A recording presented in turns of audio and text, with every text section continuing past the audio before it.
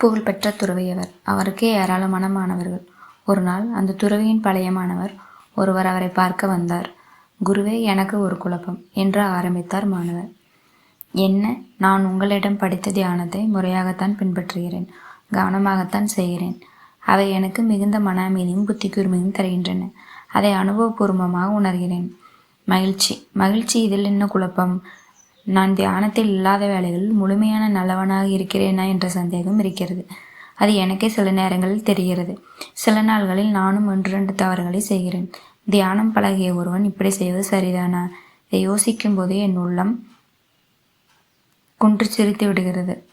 குருநாதர் சிரித்தார். ஆக நீ தியானமும் செய்கிறாய், தவறுகளும் செய்கிறாய், அப்படித்தானே? ஆமாம் குருவே. அது தவறில்லையா? இல்லை. நீ தினமும் தியானம் செய், தினமும் தவறு செய், தினமும் தியானம் செய், தினமும் தவறு செய். கொஞ்ச நாளில் இதில் ஏதேனும் ஒன்று நின்றுவிடும். ஐயோ, ஒருவேளை தவறு செய்வதற்கு பதில் தியானம் நின்றுவிட்டால் அதுவும் நல்லதுதான். உன்னுடைய இயல்பு எது என்று புரிந்துவிடும், இல்லையா? இந்த கதை நமக்கும் பொருந்தும். நன்றாய் யோசித்து பார்த்தால் நாம் யார் என்பதை அறிய பெரிதும் உதவும். இந்த கதை உங்களுக்கு பிடிச்சிருந்துச்சுன்னா மறக்காமல் சப்ஸ்கிரைப் பண்ணுங்கள், சப்போர்ட் பண்ணுங்கள், லைக் பண்ணுங்கள். நன்றி.